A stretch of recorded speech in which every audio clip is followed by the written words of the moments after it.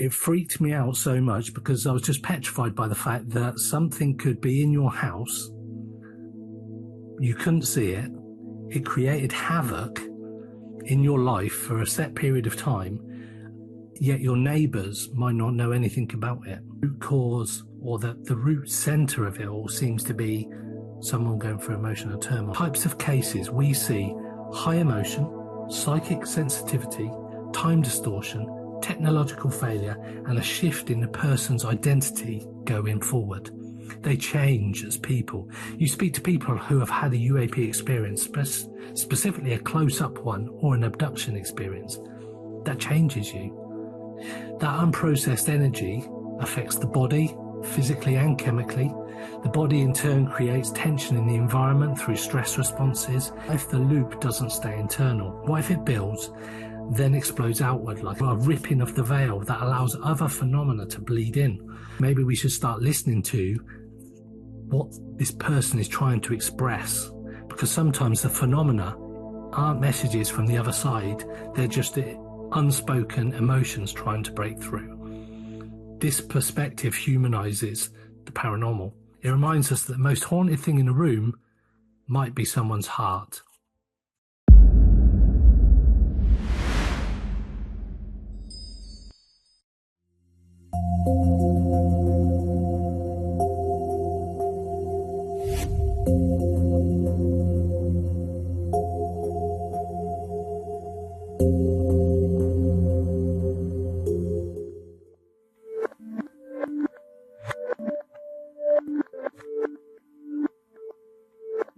Thomlinson, who I had the pleasure of meeting in Parameet, down in, not down, up for me in Hinckley, so near Birmingham. So rather than me reading out this wonderful bio that you've prepared for me, Greg, you're new to ASSAP, aren't you? Yes, yeah, very new. Today, in fact.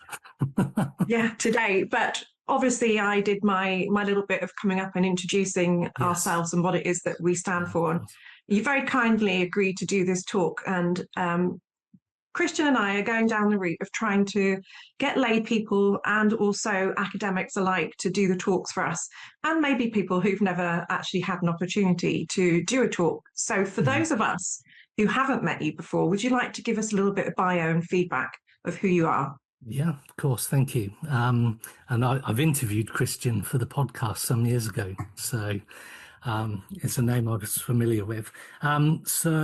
Yeah, I'm Greg Thomlinson. I'm co-host of the Pursuit of the Paranormal podcast. Ash Ellis, who's my co-host, is in the way watching as well, I think, and he said hello earlier. So we've been doing the podcast for about 4.5 years. We're about 335 episodes in, and we've covered everything from UAP to paranormal to cryptids, and sometimes the occasional bit of conspiracy theories. We haven't gone too far down that rabbit hole. And I'm also the co-founder of a paranormal equipment manufacturing company called Beyond Our Ordinary, or BOO. And my girlfriend and partner in the business is also watching tonight, Sarah. So hello to both of you, and thanks for joining me. So over the years, I've taken part in many investigations. I've spoken to countless people who've had experiences of both paranormal and UAP, or UFO as it was back then. And the subject that I'm going to talk about tonight is a subject that right at the start of the journey would have been one-sided from the paranormal side myself, and then now it's crossing over, and I can see a connection between everything under the paranormal. And that's me, really. I've been doing this for about the last 40 years is my interest in the paranormal and UAPs. So, but I'll come on to that a bit more as part of my introduction of the presentation. Wonderful. Yeah, thank you. So for me, obviously, my education in UFO needs to have a very seriously up track, because it's not something that I've looked into on a deep scale, but we've listened to the members they've asked for more UFO, UAP. So that's why I contacted you and asked if you could do this. Now, the link is something that I'm particularly interested in, which is poltergeist activity. So for me, I know that it's going to be something very interesting, and it's going to create another rabbit hole, I think, for myself to have to dive down. I'm just going to follow that white rabbit and go with it. So, yeah, Kristian, would you like to introduce our guest, or do you want me to carry on? No, I've got a little bio here ready to go. So, Greg Thomlinson is the co-host of the Pursuit to the Paranormal podcast, where he explores a range of supernatural topics with many guests across the paranormal field. He's a co-founder of Boo, as he has just said, a paranormal technology company creating innovative tools for spirit communication and investigation. With a background in tech development and a passion for the unexplained, Greg brings a unique blend of innovation, curiosity, and a field experience to the study of paranormal phenomena. So I guess that touches all of us in many different ways. So, Greg, I would like you to take to the stand, hit your presentation, come out from the green room, and come and join us with your presentation, and we'll sit back. So I can ask you, if you've got your mics perhaps live right now, if you can mute them to allow our guest to present his presentation. And Greg, I can see you've got a very soft voice, so you might be a little closer to your microphone there. So my talk is going to be around poltergeist and emotional manifestation. So I will, throughout the course of the next 45 minutes or so, explore the hidden connection between trauma, psychic projection, and UAP phenomena. As it says there, I'm co-host of Pursuit of the Paranormal podcast and also co-founder of Beyond Our Ordinary. So, try and get this to work now. Bear with me. There we go. Right. So an introduction to me. As mentioned, I'm Greg. So the reason I'm talking about poltergeist, because poltergeist is the type of case in the paranormal that absolutely fascinates me. When I was growing up, I was about 8 years old, and this now starts to age me when I talk about this, that one of the first paranormal programs I watched was Arthur C. Clarke's World of Mystery, or Mysterious World, as it was. And a lot of people that grew up in sort of the early 80s, late 70s, I was more the early 80s, was this particular program. And it was probably the first introduction that people had into the paranormal, where it was taken more seriously. Arthur C. Clarke, massively interested in the paranormal, and it covered all manner of stigmata, UFOs, classic hauntings, but one particular subject stood out to me, and that was poltergeists. It freaked me out so much because I was just petrified by the fact that something could be in your house, you couldn't see it, it created havoc in your life for a set period of time, yet your neighbours might not know anything about it, apart from obviously banging noises. I was petrified, but absolutely spellbound as to what could be causing this. And I think seeing that as such a small child back then, it sort of took me on a journey over the last 40 years where I've now been doing the podcast for so long. It reignited my passion in later life, where the X-Files came on as a teenager, and I think everybody got into X-Files and all the weirdness there. Everybody got into my... can't even think of the name now. Most Haunted. I do apologise. Most Haunted. And everybody sort of reignited the passion there. And I think Most Haunted, although it has its faults, it also had its positives in that it introduced the masses to the paranormal field. But it was poltergeist that stood out to me. And I feel that poltergeist cases are misunderstood by a lot of people. People tend to lump them into the paranormal activity of one type of category, which is hauntings. But there is a crucial difference between hauntings and a poltergeist. I will come on to it in a bit more detail, but the haunting is typically passive and repetitive, like a recording, stone tape theory, if you're aware of that. You might see apparitions in the same place, hear footsteps, that kind of thing. Whereas poltergeist activity is a whole different beast, and I will come on to that in a moment. But in this presentation, I want to explore poltergeist through a different lens, one that doesn't point the finger outwards towards spirits, but inwards towards us. I want to touch on the connection between poltergeist activity and UAPs. And it's a connection that I've only since been doing the podcast that I've seen are more integrated with each other and linked as an experience for people than I ever thought they were before. I'm also going to look at psychological stress, grief, and emotional repression that may not just influence paranormal or UAP events, but actually might be the source and will connect them. So let's look at this. So define a poltergeist, and I apologize now if I'm teaching anybody to suck eggs. This is not my intention, but it's a good starting point as to what is a poltergeist. So the term comes from the German Poltern, meaning noisy ghost, or to make noise, and Geist meaning spirit. So together makes a noisy ghost. But in the paranormal field, the label means much more than just bangs in the night.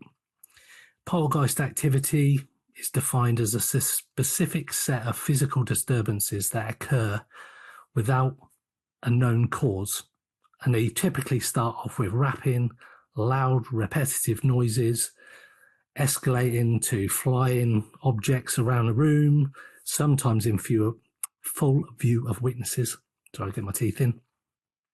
Furniture being overturned or dragged, lights flickering, phones ringing, technology playing up, fires breaking out spontaneously. We actually spoke to a guy from America, Keith Linder, and he lived in a hell house called Bothell Hell House. And Ghost Adventures done an episode there, and he explained that Bibles were catching fire, spontaneous fire was happening in his house.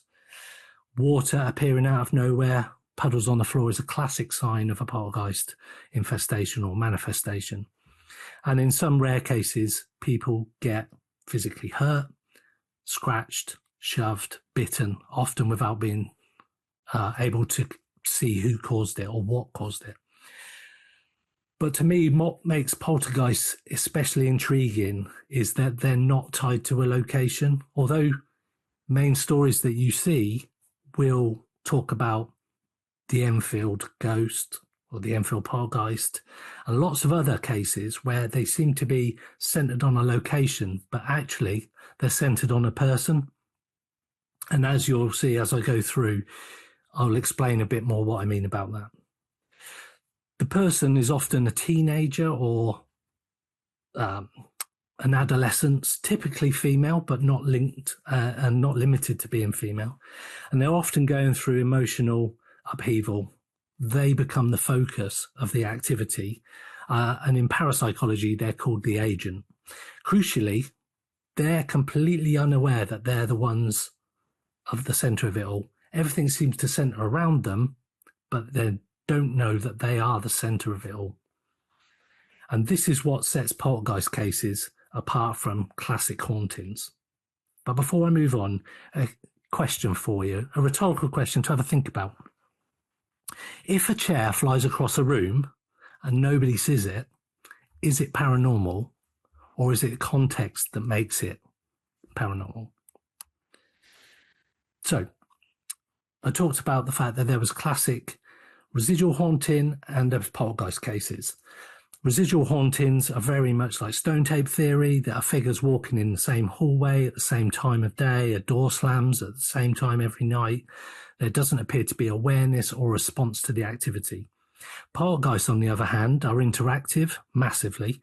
They escalate incredibly, and they also emotionally drain everybody. They react to people, they target specific individuals, and they get louder, more destructive, and more frequent. And then, sometimes without warning, they often just stop and it ends. And this is usually when an emotional pressure has been released or the agent or person leaves the environment.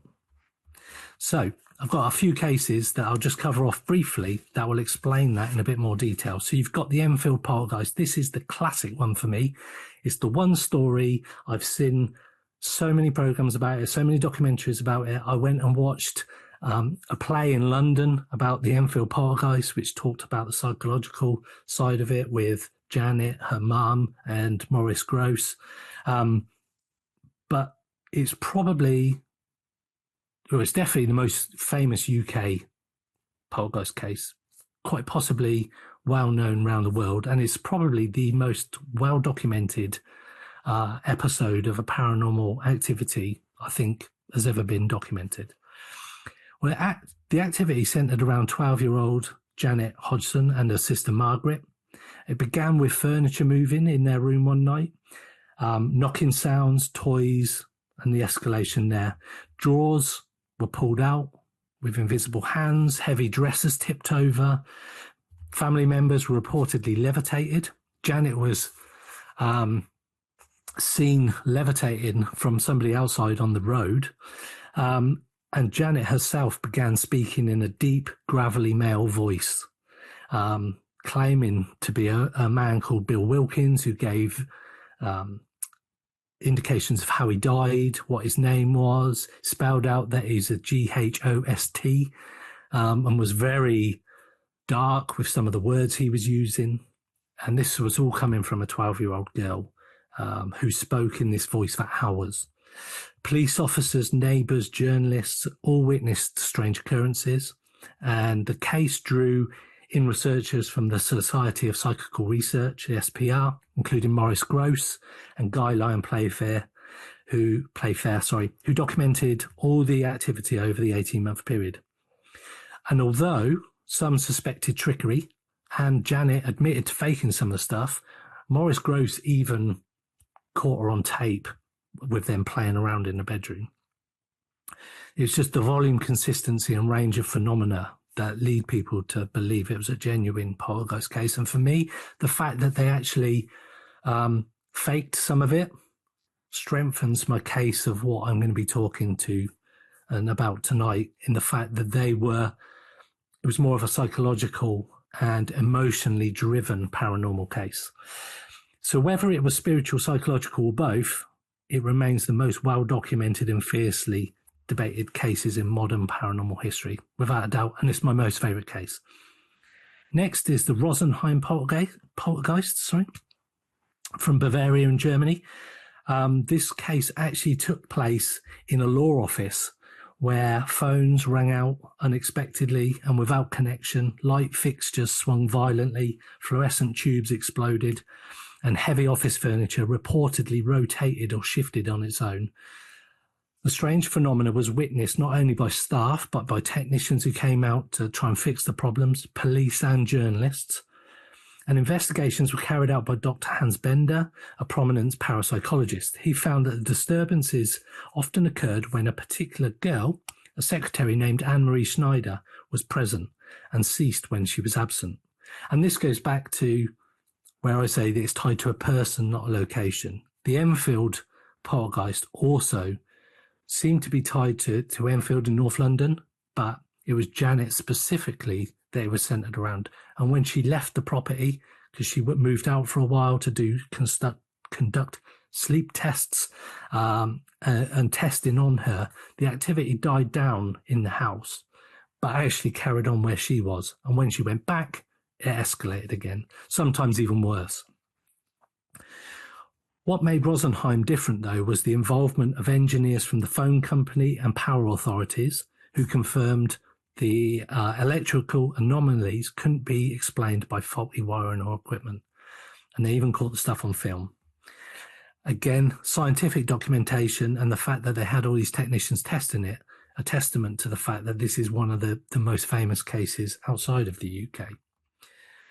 Coming back to the UK, some people will now know, if they listen to the Uncanny podcast, the Battersea Poltergeist. This is the one that drew me into the Uncanny. It's a lesser known but deeply disturbing case around a teenage girl, again, Shirley Hitchens, who lived in a home in Battersea with her family. She received a silver key in the post one day, and they couldn't identify where it came from, who'd sent it to her, and shortly after, disturbances began. Knocks escalated to furniture moving, loud crashes, clothes were even torn apart, and messages were appeared on the wall. And the family named the presence Donald, whereas the Enfield, they had Bill. This family had Donald. The BBC got involved, and a paranormal researcher investigated the case for years and kept detailed journals. Donald's presence was particularly disruptive, but oddly personal. He developed an apparent obsession with Shirley, sometimes protective over her, and sometimes she was aggressive. The case became deeply intertwined with her emotional life, and strangely, it lasted for over a decade. Normally, paranormal and poltergeist activity will last for about 18 to 24 months. And this is usually around the time of an adolescent growing through puberty and the emotional turmoil that you internally have as a teenager, where you're starting new schools, finding new friends, all that kind of stuff. So these cases span decades, countries, and cultures, but they share one thread. Each case focuses on the emotion and focus often on a troubled or vulnerable individual at the center. Each case asks us to ask the same fundamental question. Is it spirits at work, or is it the mind reaching out in ways that we don't yet understand? So another question for you. What's more frightening? The idea of an angry ghost, or the idea that our minds might be the ones that are causing this? So, traditional theories. I'll briefly touch on these. You've got three categories that traditional hauntings or paranormal occurrences seem to be based on. So the first one is a spirit-based theory. This is the most familiar one to most people, and the explanation is that the poltergeist is an intelligent external entity, which I kind of get. Some believe they're spirits of the dead, stuck between worlds, angry or confused, which shows their sort of escalation of activity. Others suggest the presence could be more demonic, elemental, or even non-human intelligence that feeds on fear and emotion. In this framework, the activity is considered intentional. That means that the knock-in, object movement, or electrical interference isn't actually random. It's seen as a form of communication, or in some cases, a form of oppression. And if you go on paranormal investigations, as I do, you use that as a form of communication with the spirit, that you ask for knock-in, once for yes, twice for no, or can you repeat the taps that I'm doing, that kind of thing. And you get some kind of awareness that there is an intelligence behind this communication. But while this is compelling, the theory lacks measurable evidence. It's very difficult to get it to do this on command, and sometimes you're waiting for responses that don't come. It explains what is happening, but it struggles to provide an answer as to who or why there is this communication. The second type is fraud and misidentification. This is the default position of most skeptics. They argue that poltergeist cases are either outright hoaxes, especially when adolescents are involved, or natural phenomena being misread. Historically, teenage girls have been the focus of these accusations, like I mentioned with the cases at the Enfield poltergeist, where Janet Hodgson was accused of faking activity for attention. And while some of the incidents were admitted hoaxes, many others were witnessed by independent observers, including the police, which muddles the narrative. But that, again, is why I find it so amazing. Skeptics also emphasize misinterpretation as creaking pipes mistaken for footsteps, doors slamming due to drafts, lights flickering due to faulty wiring, rats or birds or animals in the wall, vibrations from heavy traffic, shaking furniture, and even shared psychological suggestion of hysteria of families under duress. Again, this theory relies on a rational deconstruction. In some cases, absolutely applies. There's faking, creaking pipes are always going off in old locations. The temperature changes throughout the night and things get colder. Pipes expand when it's heating up, that kind of thing. But many cases go far beyond natural explanations that we can account for, particularly when multiple witnesses are involved or when activity is captured on film or audio and there's umpteen hours of footage of the poltergeist at Enfield. There's a great documentary on Apple TV about the Enfield poltergeist. If anybody's not seen it, it's well worth a watch. It's a 4-parter, and they've taken all the audio that Maurice Grosse recorded and they've set up the location in a house that's set up the same as the Enfield house. And they play the tapes and they dub it over to people miming. So you're hearing the conversations with actors and actresses playing the character, but the voice is the real people. Very weird. And it's amazing, amazing. And the last one is natural explanations or natural causes. This is the more nuanced skeptical theory, which doesn't dismiss the phenomena, but suggests that unusual environmental conditions may be to blame. So, for example, EMF exposure has been linked to some studies of feelings of anxiety or dread. Water tables moving beneath old foundations can cause vibrations or pressure shifts. And interestingly, a lot of haunted locations are located by water, rivers, canals, that kind of thing. So geomagnetic fields can interfere with electrical devices and brainwave patterns. So in this theory, the haunting isn't paranormal. It's a kind of natural illusion caused by environmental noise that the brain interprets as supernatural, which I get. You get sometimes you can walk into a location, you go, oh, it feels a bit creepy in here. Or you get the sense of dread or somebody standing behind you where the electromagnetic field has somehow shifted in. Even in your house, you get that kind of what's behind me type feeling or a feeling of being watched. That's the kind of stuff that natural locations can cause. It is compelling, but again, like the other theories, it focuses exclusively on external causes. And that's the key pattern. All of these traditional theories, whether spiritual, skeptical, or scientific, assume that the activity is happening to the person. But what if it's backwards? What if the disturbances don't come from the environment, but from the individual? What if poltergeist activity isn't a message from the dead, but a signal from the psyche, and that it's got a living person at the center of it? And that leads us to one of the most fascinating and controversial ideas of the entire field, some that people don't know about, might not have heard about, some people might have. It's called recurrent spontaneous psychokinesis, which is RSPK, and that's what I'm going to talk about next. So, one of the most compelling non-spiritual theories for poltergeist activity is recurrent spontaneous psychokinesis.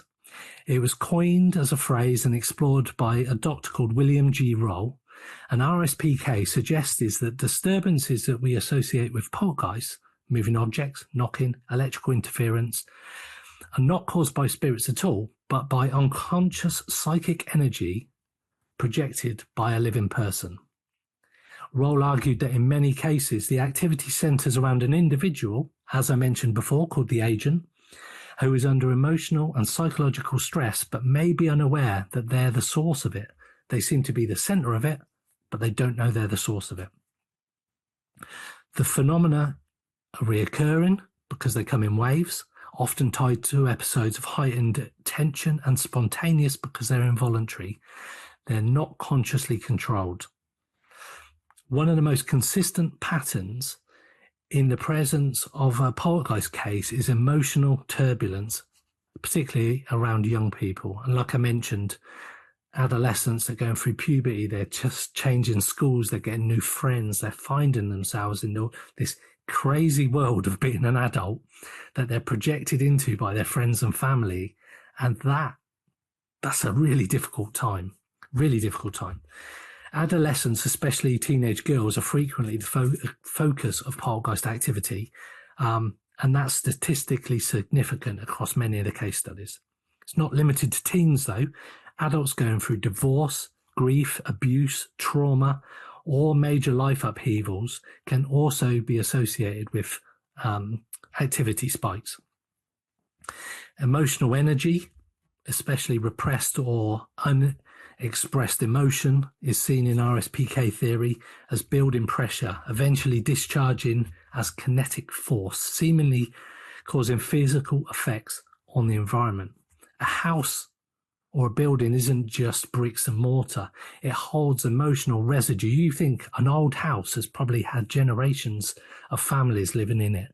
And over the time, there will have been trauma. There will have been pain, grief, loss, possibly divorce, domestic conflict.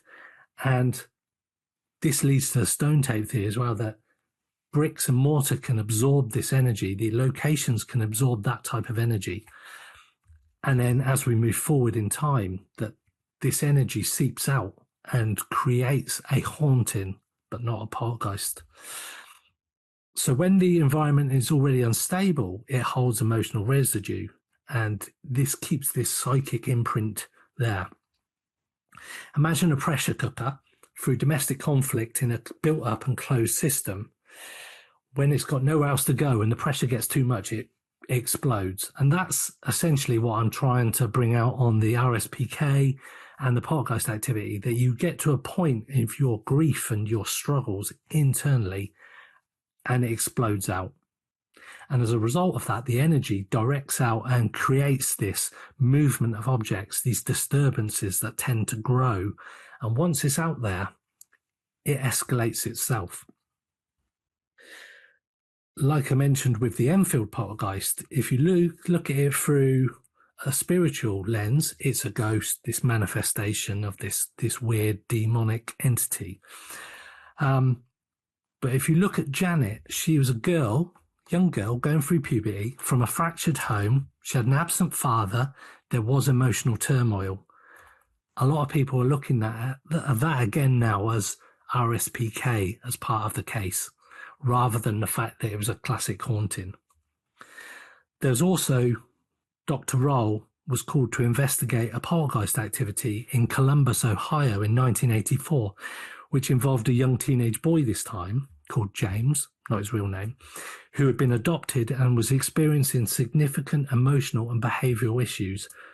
The family reported classical poltergeist phenomena: knocking sounds, objects moving, furniture being upheaved, light fixtures falling and failing without apparent cause, and cabinets opening and slamming. Classic poltergeist activity. The activity seemed to escalate often around James. He wasn't consciously causing anything, and events occurred when he wasn't physically touching the objects either. What also happened was that they looked at the cause of what happened to James, what was happening to James. He had a difficult upbringing and he struggled with attachment issues.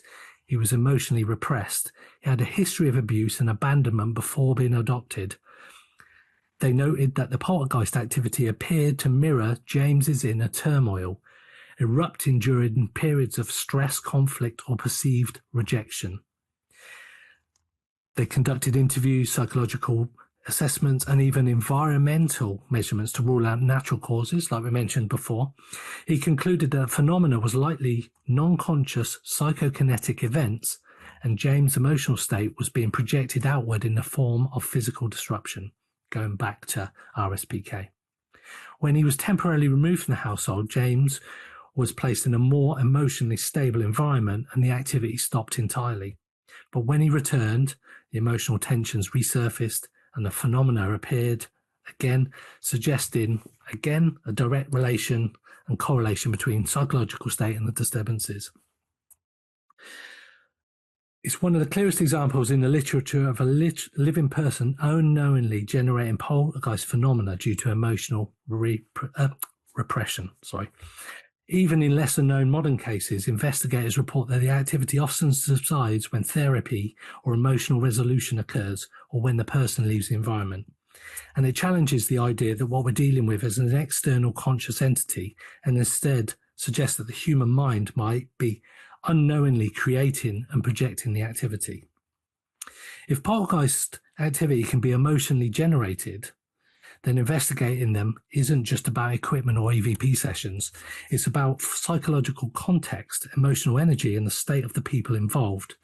As researchers, I believe that we should be asking not just what happened, but also what emotional conditions surround the phenomena.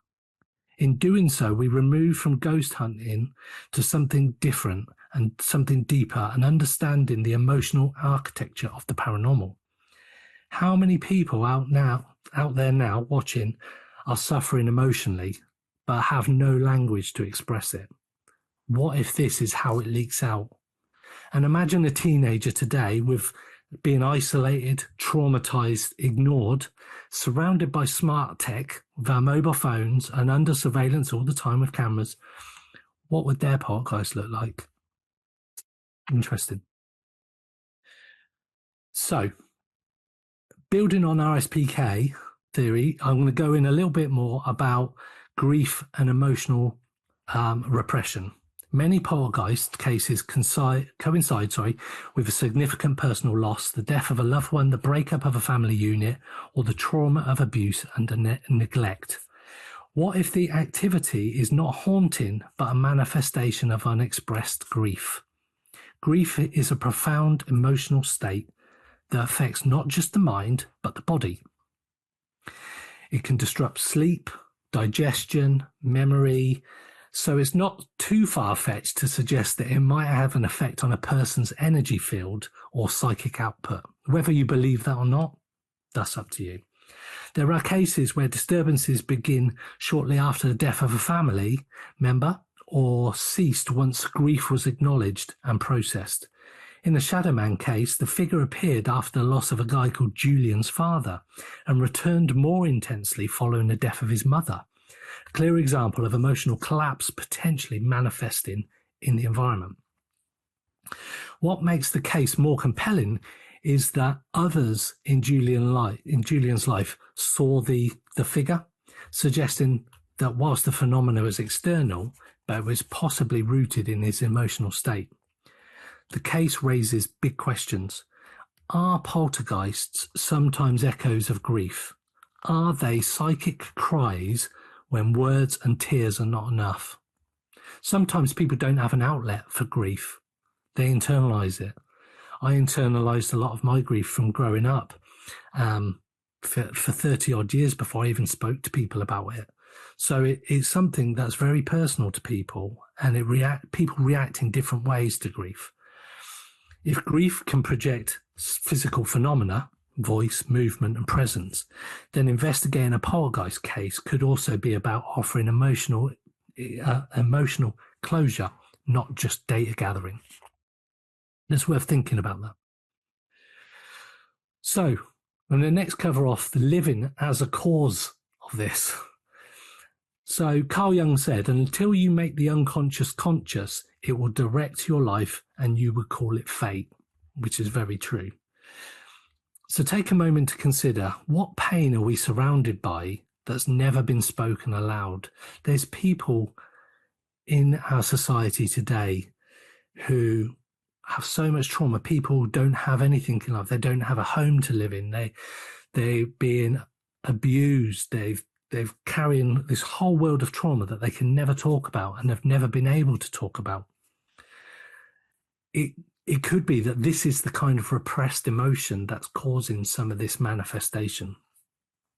And if we accept the theory of recurrent spontaneous psychokinesis, that psychic energy can unconsciously influence the physical world, then we must also accept the difficult truth that in some cases, the person experiencing the haunting is also the source of it. And hopefully that theme is coming through, that the emotional energy that people have outwardly manifesting these spirits. This repositions poltergeists not as spirits of the dead, but emotional projections of the living. And it's important to be clear that these individuals are not faking this. They're not performing for attention. It's just the fact that what they're doing is more complex. It's unconscious. They are externalizing internal conflict and pressure that's built up emotionally and psychologically, and it's got no other outlet than to be out. They become an emotional pressure valve, and the poltergeist is a release. This concept overlaps with PSI theory, the idea that the mind can influence matter, psychokinesis, and even Carl Jung's concept of the shadow self, the hidden repressed aspects of the psyche that we bury until they break through. When I talk about the mind-body environment loop, I'm referring to a feedback system where mental and emotional states affect the body. The body's condition, stress, illness, exhaustion, influences thought and emotions, and the environment, including physical surroundings, social dynamics, and even atmospheric conditions, affect both of those. Now, in the context of a poltergeist phenomena, this is how I think it may work. The mind, a person experiences repressed emotion, trauma, grief, unprocessed psychological stress. This might be subconscious. They're not always aware it's there. You've got the body, that the emotional energy translates into a psychological tension. Your heart rate increases, muscles tighten, cortisol spikes, and the body becomes a pressure valve. Then you've got the environment. In some cases, that emotional energy is believed to leak or discharge into the environment, triggering what we observe as psychological and poltergeist activity, objects moving, knocks on the wall, tech malfunctions, lights flickering. And here's the kicker. When the environment responds, for example, a loud knock after an emotional argument, and the person becomes more anxious and fearful, that fuels the stress. And there's lots of reports of people getting angry and emotional, and it escalates poltergeist activity. It seems to escalate based on fear and the emotional fragility of a person and what they're going through. And this heightens their fear and emotions, and it feeds the escalation. And so the loop continues. This sort of model of the mind-body environment explains why poltergeist activity often happens around people under chronic emotional strain, grief, repressed emotional angst, peaks during conflict or emotional upheaval, stops when the agent or the person is removed from the environment. Sometimes it just calms down when there's an emotional resolution takes place. So sometimes a priest might come in and bless the house, and for a while that person's slightly calmer because they feel that the activities died down, so they become calmer in themselves. But then their emotional turmoil that they can't control escalates internally and feeds it again. So in an investigation, if you walk into a space that's emotionally charged and you're only looking for EMF spikes, you're missing the bigger system at play. And this is one that me and Sarah discuss a lot. We spend a lot of time talking about, is it the location? Is it the person? Or is it the fact that, yes, an EMF spike has happened, so you can see what's happening, something's happening, but you don't know why it's happening. So instead of asking what's haunting this person, we should be instead asking, what pain are they carrying that's trying to be seen? Instead of fearing poltergeists, maybe we should start listening to what this person is trying to express. Because sometimes the phenomena aren't messages from the other side. They're just unspoken emotions trying to break through. This perspective humanizes the paranormal. It reminds us that the most haunted thing in a room might be someone's heart. So we talked about investigations, and with these theories, how would this change the way that we approach a poltergeist case, or a haunting, in fact? A K2 meter, which I think probably everybody's used, and you see the lights flickering up and down, and is anybody there? If you're there, move it to green, light it up, show us that you're here, that kind of thing.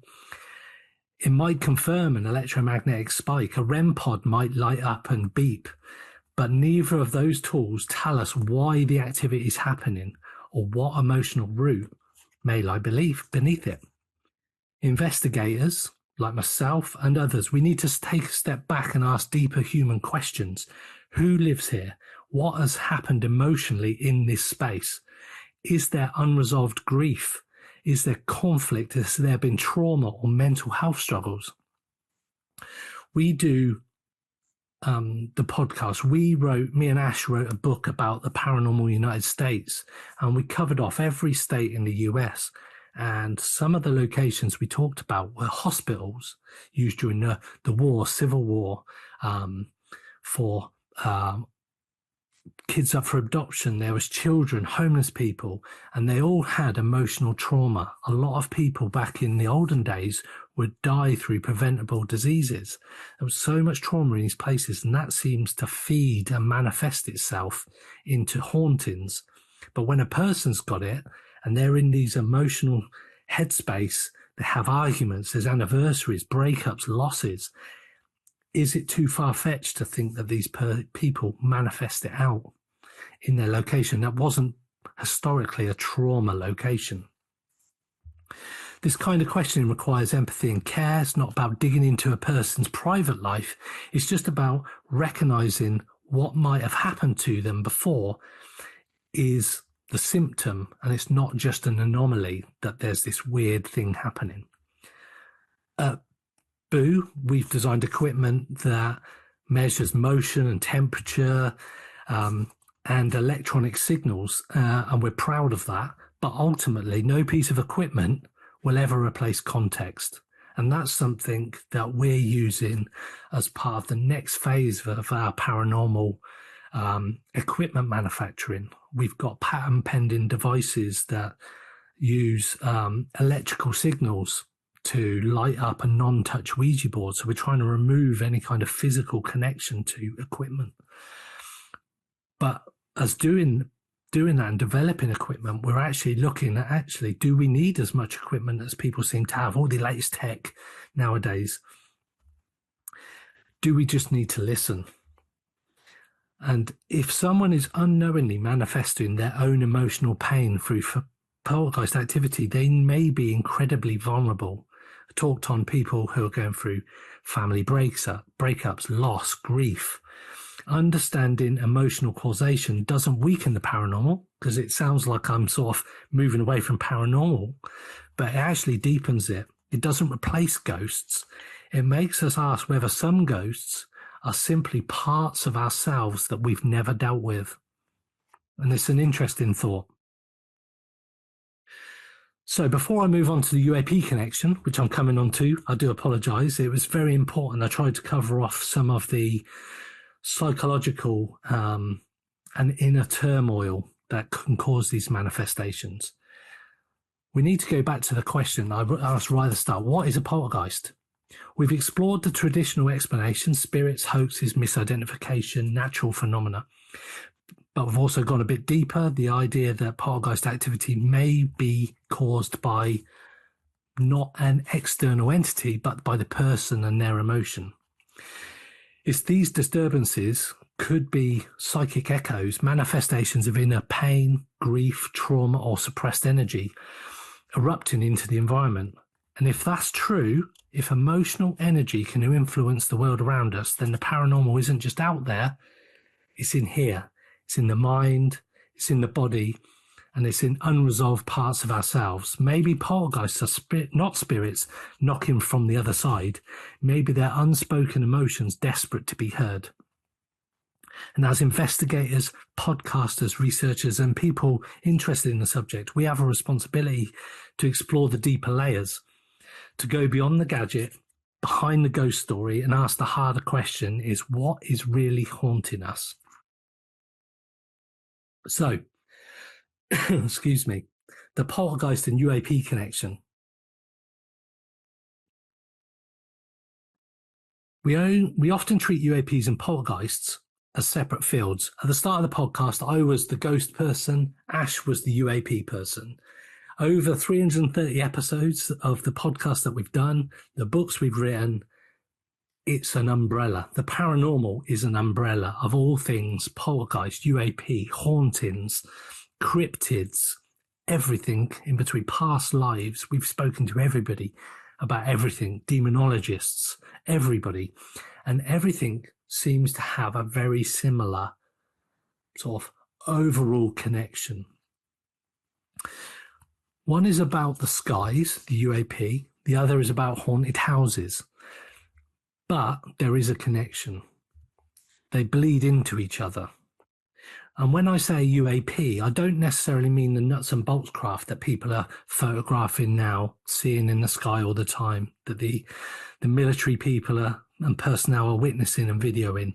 I'm talking about the actual meaning of UAP, the unidentified anomalous phenomena, strange, almost alien encounters, but essentially UFOs.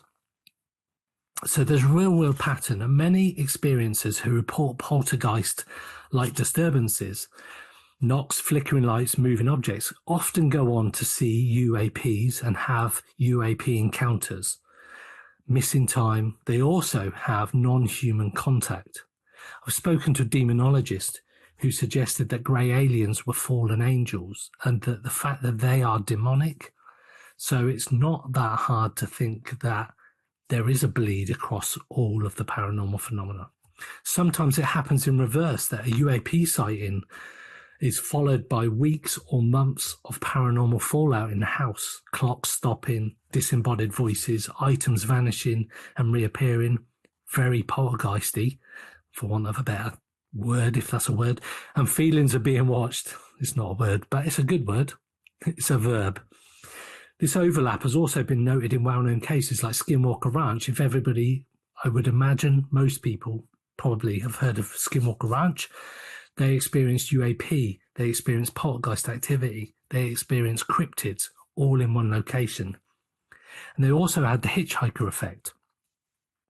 Following ASSAP and the UAP program at the Pentagon and the study at Skinwalker Ranch, investigators themselves reported bringing strange activity into their home after UAP encounters.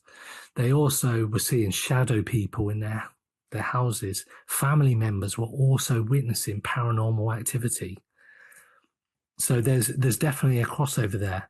Colin Andrews, who's a crop circle researcher, documented how after intense UAP studies, his own home began experiencing classic poltergeist activity. Now, is this a manifestation of his inner turmoil and fear? Who knows? So, a unified field of high strangeness. So what's happening here? One theory is that UAPs and poltergeists are the same, have the both same symptoms, not of different phenomena, but the same underlying intelligence or mechanism.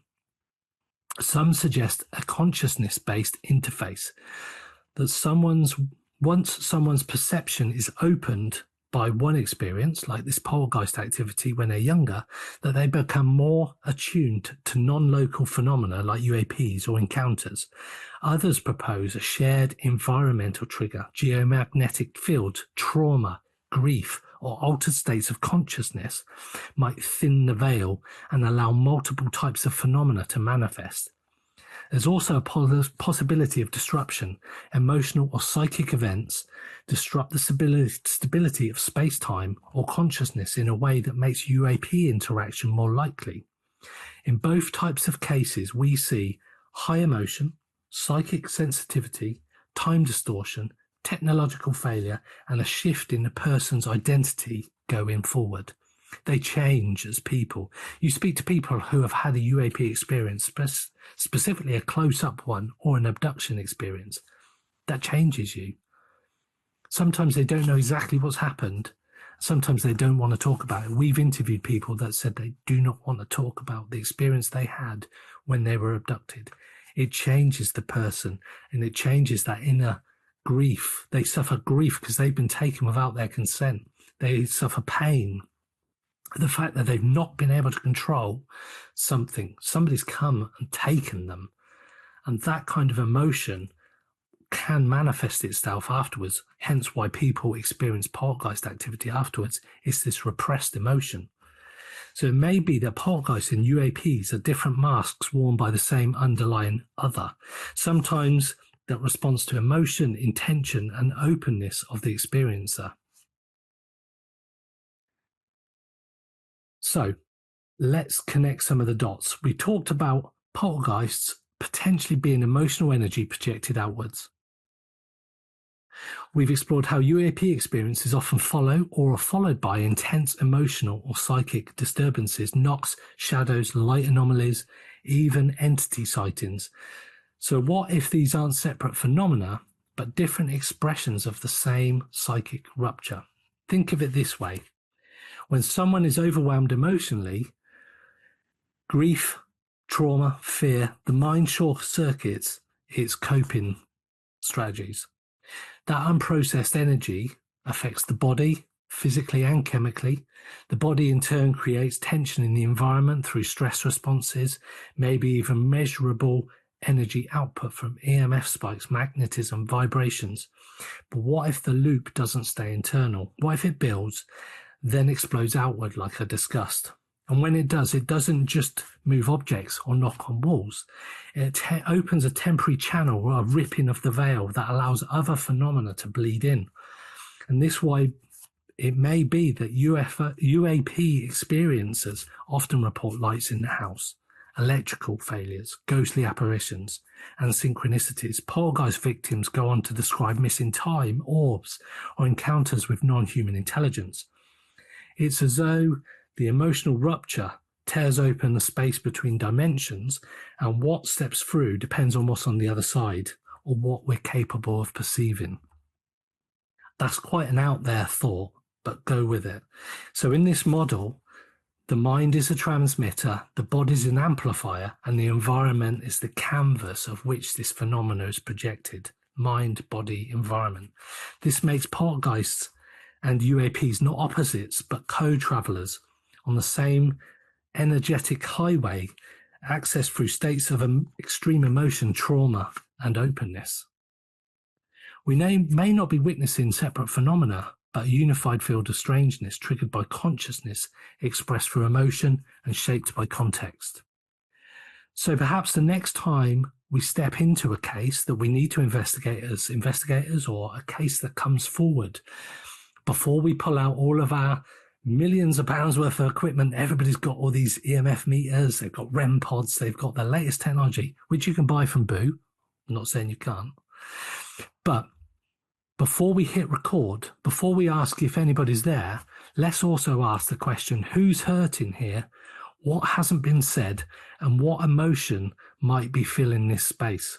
Because maybe, just maybe, the most important paranormal tool in your kit bag is your ability to listen, to feel, and to connect with that person. It's time we stop treating paranormal and poltergeist activity as just a riddle to be solved and started seeing it as a signal to be understood. Let's rethink what we are really investigating. And there's something important to acknowledge.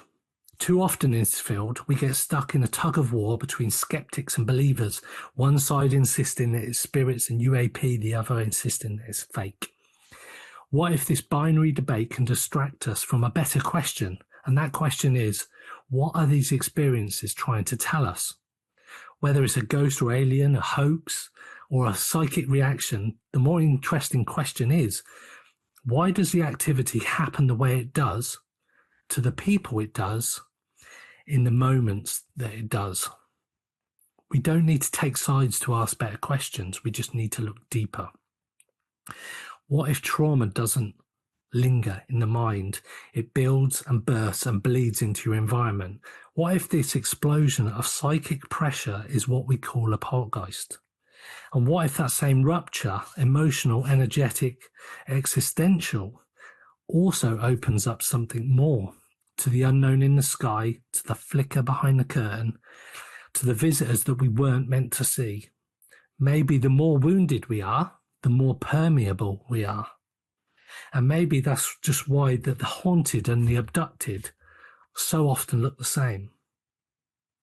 Thank you for listening. I hope everybody enjoyed that. That was a different take on poltergeist activity, and also the connection to UAP, which there clearly is a crossover.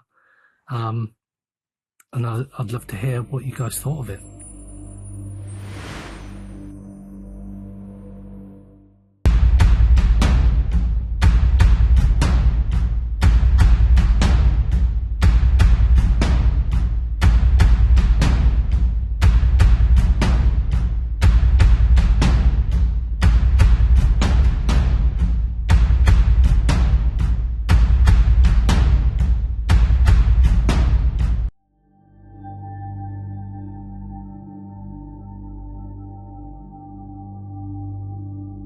That's an absolutely fantastic, riveting talk, and that the chat bot here has lots of different views from this, and lots of different perspectives and views on that. I can see people have their own ideology about what that might be and what might be causing this. But I do truly believe that the haunted and the abducted are very much, I feel that for a long time that is the same phenomena that's happening to both. I mean, just talk me through why you decided to put this together and what kind of led you to this answer. So the poltergeist phenomena, like I mentioned right at the start, it was one of the first things that got me into the paranormal. It freaked me out, something chronic. Ghosts did, not so much now, because I go on so many tours of cemeteries late at night. I go on ghost hunts, paranormal investigations, as small groups of people rather than as part of a public event. So I get used to the environment. But poltergeist activity has always fascinated me in the fact that it seems to have a beginning, a middle, and an end. And it was only when I'd done an episode for the podcast last year. I recorded it and put it out late last year, where I spent an hour talking about poltergeist activity, and I've started to write a book about it. It's just a phenomena that I witnessed it with the Enfield haunting, that it starts as this knocking on the wall, escalates up to furniture being thrown around, and then all of a sudden it stops. And so why is that? Why is it not just this haunted house that's for hundreds of years, it's had the same spirit walking down the corridor, or this usually a lady dressed in white, or the grey lady, or the green lady, or the lady, the brown lady of Raynham Hall, and all of these kind of ones that seem to be there all the time for hundreds of years. Yet this poltergeist activity can happen in a terraced house in North London and not affect the house next door. It happens, it stops, and everybody moves on with their life, or not, depending on what happens. But the fact that it just appears to be so random doesn't affect a haunted location, a typical haunted location, and just appears, escalates, stops. It just fascinates me. It freaks me out that something that can come into your house, however it's projected, take over your life for 18 months. And as you see with some of the poltergeist cases, that the families are like, I'm not leaving this house. And they become angry towards this manifestation or entity, as they think it is. And they refuse to be beaten by it. So the Hodgsons didn't move out. They're like, no, we're staying here. You're not. This is our family home. So it's just a type of case that absolutely just fascinates me. And I don't know, it just seems different to everything else. And it appears that it's something else causing it. And through my research, when we were talking about it over the years in a podcast, it always seemed, why did it happen to be an adolescent, a prepubescent, or a girl going through puberty that tended to be the ones we were talking about? Why does it affect them? What have they got in them that's causing them to be the center of all? And that's when I started thinking about the manifestation out. There are famous cases where this group of paranormal investigators manifested a spirit, and they spent weeks nurturing this idea, creating a backstory, and all of a sudden it became a thing. It's just mad. Mad in a good way as well. Not mad in a crazy way. Very interesting. And another topic, and I'm only going to say it because it's kind of a bit out there of a thought. So a few weeks ago, I went on to 4chan, which basically is there's lots of different boards on there, and it's very entertaining. But that's a crazy place. What predominantly is on there is a large number of young people who are disillusioned with society, quite frustrated. Some would say incels, but there's on their paranormal board on there. There's a real mix of interesting characters. But one aspect that stands out on there is not only are these people, a lot of the members on there, quite disturbed, and some are clearly experiencing trauma, the young people going through that, but there is an absolute network of people on there who create tulpas. They are trying to create a manifestation of a character. It could be they want to create the perfect girlfriend, it basically is their simplest idea. But the amount of people on there who are going to the lengths of, they're forming networks. How do we do this? What do we need to do? How do I need to go about this? And there is an active development of what do we do with the tulpa notes here? How do we interact with it? And I was like, okay, so are these people experiencing something? Or are they, through their trauma, now experiencing something? So I started to interact with a few of these people who are on this chat board, and they very much are experiencing poltergeist phenomena, having now created a tulpa in their environment. And the flip side is they now can't control it in my one-to-one conversations with it. And again, could this be the same thing where they are the external agent that's creating this effect? Are they the ones doing this? And it's worth just, I know it sounds mad, just go in and have a look at some of these conversations, because some are a bit disturbing, and there is clearly an externalization of some kind of weird phenomena happening, because their intention is to create an external entity, or whatever that might be, whether they be in their own mind. I mean, I know it's a bit of a dive down to the left-hand side, but it really is worth looking for what these people are doing. That's enough of that, really. Slenderman's a classic one that was created as part of a creepypasta type story, and it became this thing, and people claim to see Slender Man, that they commit crimes based on the fact that Slender Man told them to do it. And people have, it's like a creation of an entity. So, I guess, as I can see, there's a chap here in our chat room from the SEPI agency. I'm aware that they have an idea around the SC5 contact, the CU5, regarding, extraterrestrial biological kind of entities who potentially are attaching themselves to people and stealing their life energy in a way that they have that. And the element of the trickster element comes into a lot of these poltergeist cases and ufology cases. Like you said there, with people who have, phenomena, whether that be abduction phenomena, whether that be they're having UAP interactions, or whether they've seen something, and then they're having alternative poltergeist activity. The trickster element around that is really intriguing, where there appears to be a character who just likes to create mischief in order to generate a little bit of mischief. So you start questioning yourself. So you start having a fear-based state of mind.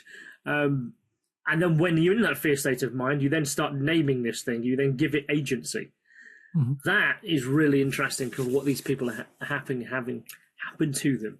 And I do think, like you've described very accurately, is they appear to be, it's the same phenomena of whatever it is at the center of it. Perhaps we don't quite have the word for it, because it kind of overlaps it all. Maybe there does need to be a word for what this character is. But yeah, I think very much so. It's connected together. I mean, Caroline, I'm frightened that I'm running away with this chat here and my thoughts. So would you like to have a rundown of these questions here? There's certainly a lot of comments here that are worthy of inclusion and questions to be expressed. So I'm going to be quiet now and let you take that on board. Yeah, sure. Thank you. Again, thank you, Greg, for a wonderful talk. Given that the previous Poltergeist webinars by myself and Eric Dullin, I think that leads and builds on naturally from them, discussing a little bit more in depth some of the stuff that I never went into detail, because obviously mine was basic level entry just to get people's thought process going about behaviours and characteristics. It's really been interesting also that the last 6 to 7 talks that we've had here on ASSAP have actually touched on multi-dimensions. So what do you think about that? So I believe that UAPs, cryptids, the paranormal is potentially a multi-dimensional phenomena. People, for example, will see UFOs or UAPs, whatever you want to call them, and all of a sudden they just sort of disappear in front of your eye. Spirits, people see like shadow men, spirits just disappear in front of their eyes. What if they're not just disappearing, that they're actually changing dimension? I mean, it sounds mad to even say it, but what if they are just then changing their vibrational frequency to a vibrational frequency that we can't see? Because that's essentially what will happen there. And then they go to a different dimension. They're still here, but we just can't see them. I don't know if that makes sense. And that's why they're able to disappear so quickly. Things appear, disappear. They actually move from this dimension to another dimension. And a few years ago, if I'd have said that out loud, certainly to people, they'd have probably thought I was mad. But I do genuinely believe that that's the only way some of this, like through a portal type thing, we speak to a lot of people that there's UAP activity and there's a lot of cryptid activity in that local area. Sort of in America, these locations like Skinwalker Ranch, there's actually a better ranch called Stardust Ranch that you should check out. We spoke to the guy who ran the ranch before he passed away, and it's even more insane story of everything happening in one location. Aliens, abductions. He killed 19 aliens, and they would appear and disappear. And I believe that's some kind of portal or portal to a different dimension. Sometimes we see it, sometimes we don't see it. Yeah, so this portal, could it be given another name, maybe like looking maybe more into quantum physics? And this is something that myself and my husband Martin have been deep diving into at the moment, and looking at a lot of quantum physics and how I keep ranting on about it, the double slit experiment, where you're being observed, so they don't do things in the case that they're being watched. So it's just mind-blowing trying to go down all these different rabbit holes that people are opening up. But it almost seems, do you agree that there's a shift in belief systems at the moment, that a lot of academics and leaders and people who run with research within the paranormal are all seeming to kind of come together all at the same time with their awareness? Yeah, I think I listen to a lot of podcasts, both scientific and paranormal. And even when they're talking to people about AI, for example, and quantum physics, they touch on the fact that there's this whole other paranormal side that probably a few years ago, if a scientist said that they were looking at paranormal as like the quantum physics, for example, and quantum entanglement, that's almost like paranormal. It's just stuff that's beyond the realms of current thinking. And you're getting people now that, like Hal Puthoff, for example, he was on Joe Rogan not long ago talking about remote viewing and viewing the like the chipsets and stuff in quantum computers, and the fact that they were able to see inside this quantum computer could explain what these chips look like, and this guy was nowhere near it. So to have like people from three-letter agencies, scientists, all now talking about it as though it's not this weird fringe thing anymore. The last few weeks on the podcast, we've actually we're speaking to a doctor of sociology tonight. We've had a doctor of psychology and a doctor of philosophy on in the last few weeks, talking about the science aspect and what science says about people looking into the phenomena. And I think people are more open to it now because it's not a weird subject anymore. And I think that lends credence to the fact that the US government, for example, after they admitted that Area 51 existed years and years ago, they're now confirming the existence of aliens, non-human intelligence, non-human biologics. In open congressional hearings, they've got fighter pilots saying, this is what I saw. I saw a tic-tac shaped UFO off the coast of the US. It was a 40-foot long tic-tac shaped craft, and people are not even saying that the questions now that they're asking are not, are you mentally ill? They're asking, how did this happen? What did you see? Did you escalate this? Do other people know about it? And the answers to those questions are yes, yes, and yes, I did. People high up in the Pentagon, in the military, know about this stuff. There's secret access programs that people like Lou Elizondo, that Kristian was just talking about. Lou Elizondo was head of ASSAP at one point, and he was investigating Skinwalker Ranch, and he worked for the government. It blows my mind how far the whole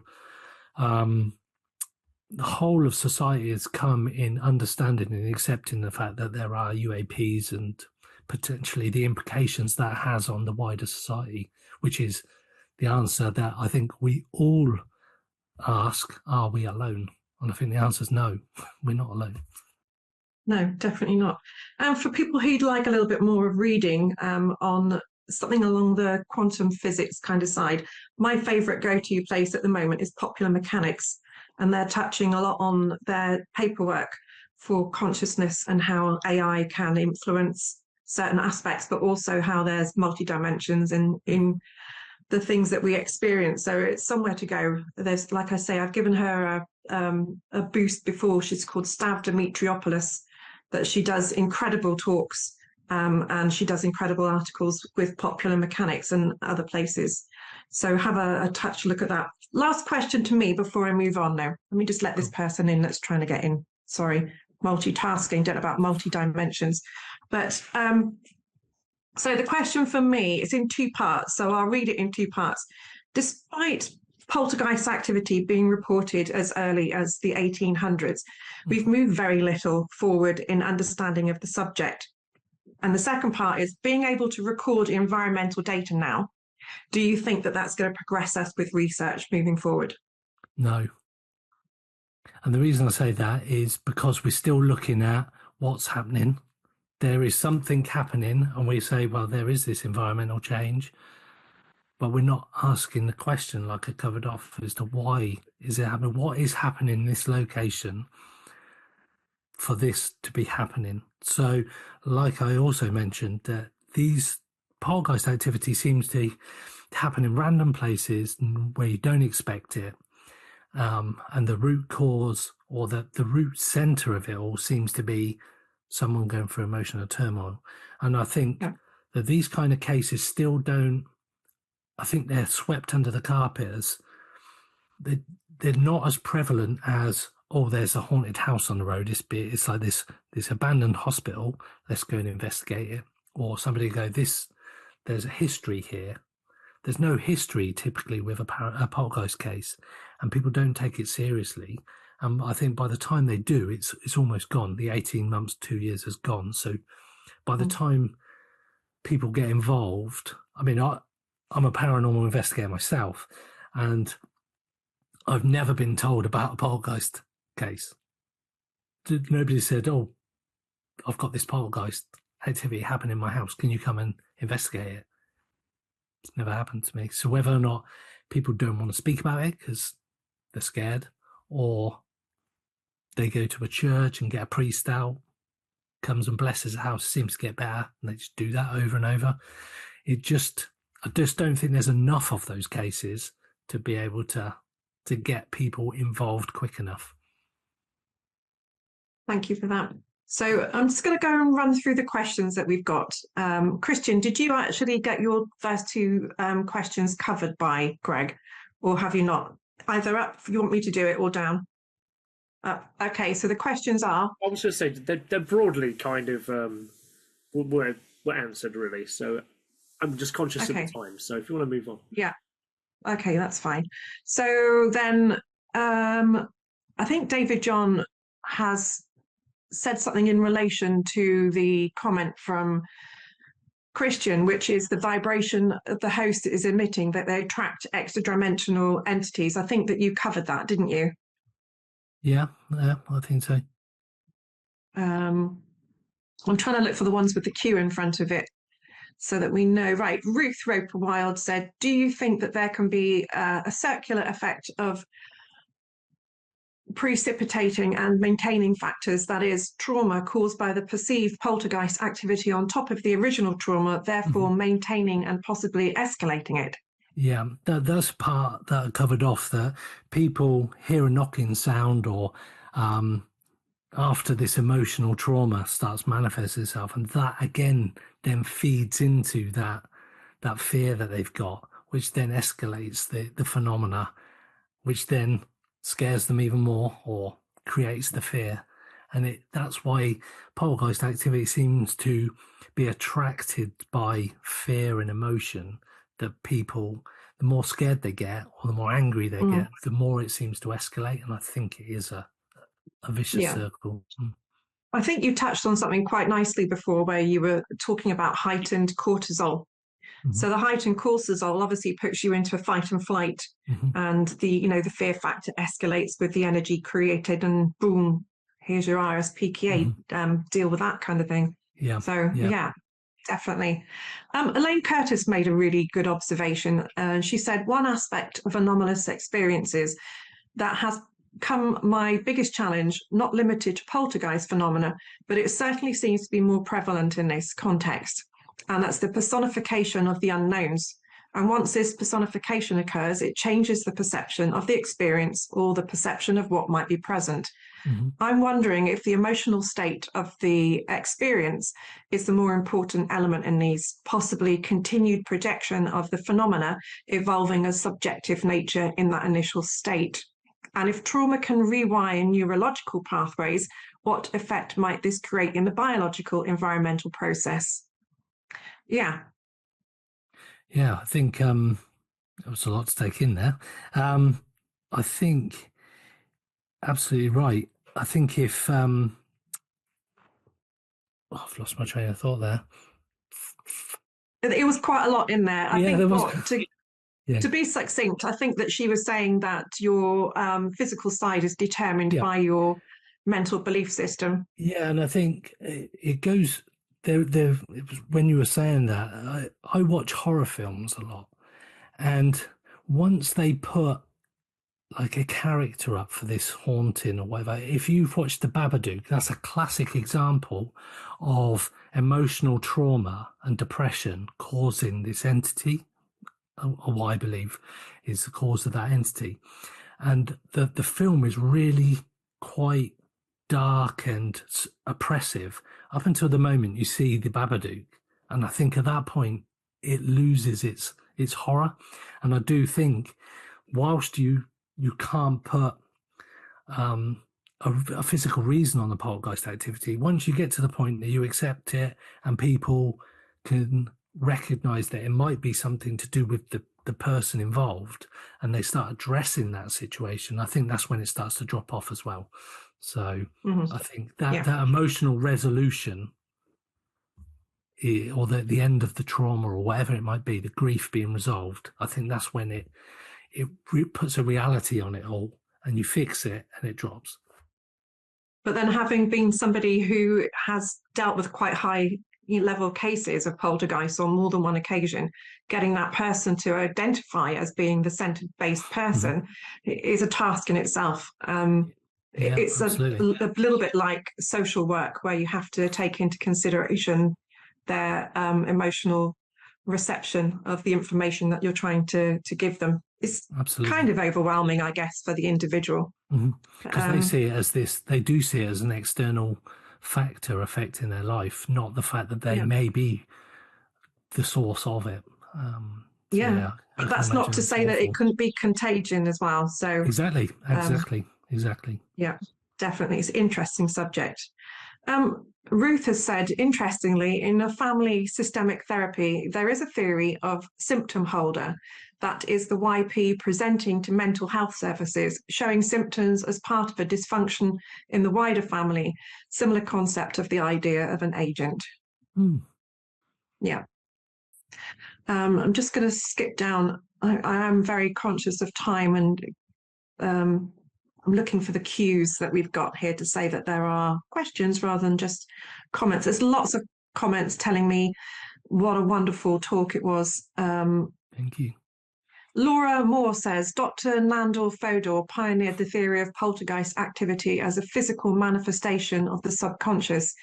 In Letters Between the Two, Freud wrote that he found Fodor's evidence compelling, and that at the end of his life, that if he had been aware of the theory, he would have put his life's work into exploring it further. And Laura's been very kind to put a link in there for anybody who's interested for The Haunted Mind, sorry, my glasses should be on my eyes, not on my head. Psychoanalyst look at supernatural, Nandor Fodor in Google Books. So thank you for creating that link. Jeff, the Talking Mongoose was one of the cases that Nandor Fodor investigated, and that essentially is a similar type thing to a poltergeist activity. This entity that nobody saw, but heard and interacted with, and it became this thing. So that's interesting that name came up. Yeah, definitely. Thank you. Ruth says, great talk. Look forward to where your work will take you next. Thank you. Amazing talk from Sarah. I think that's slightly biased though, but thanks, Sarah, for coming in there and supporting your man. Carlin says, when I was in my early 20s, I saw what I can only describe as an alien. At the time, I was in a state of mental turmoil, and afterwards I explained it away to myself as a hallucination caused by stress. But it appeared completely real to me, and listening to this theory, I wonder if it was literally externalization of how I felt alienated. Quite possibly, yeah. And the more I've been talking and researching, particularly for this this talk and this subject matter, the more and more I think I need to revisit the paranormal in terms of, like I mentioned, how we investigate, and is it something more close to home, i.e. us, than an external factor. So that feeds into what Colin just said as well. So yeah, definitely. Karen Hamilton Vile said, great talk, Greg. I'm always interested to hear people's views on poltergeist. I'm 50-50 between an entity ghost or that it's produced from within a person. I experienced a minor poltergeist when I was 19, but no UAPs in my case, and I'll give the pod a listen. So that's great. Yeah. We've got lots more thank yous. Do you know what? It's been wonderful seeing everybody's interaction tonight. This is what we want here on ASSAP. We want everybody to have a say, interact when they're live. Beverly Thornton said, fascinating talk. If it is internal stress being externalized, I wonder why more people don't experience poltergeist activity. And is it a developmental condition and a genetic tendency? Maybe. And that's one thing that me and Sarah have spoken about, that we've both experienced loss and grief. And part of my paranormal investigation journey was following the death of my father when I was younger. I was only 14. And every time I go out on a paranormal investigation, I have a photograph of my dad, and I try and hope that he's going to make contact with me. But the fact that I don't seem to have had any intelligent kind of communication, I've had some weird stuff, but nothing I could specifically say that's my dad. I just think, well, why is it that other people seem to have a paranormal experience based on a loss or grief of someone that they've loved, and I haven't? So that in my own head makes me wonder, and also explains why people have certain activity and certain people don't. I don't understand. This is quite a poignant thing. Apologies if it triggers anybody. It's not intended to, but I think it's really worth actually mentioning this. It's a comment by Ruth, and she said, yes, the highest suicide rate is men in their late 40s in the UK. So it could be argued men that age would experience the most phenomena. This would indicate there is a developmental hormonal aspect to it, or alternatively, other areas of the population are not reporting phenomena or dealing with it differently. I just want to add to that. 3 of the big cases that have come into me have been really centered around men of that age group. Okay.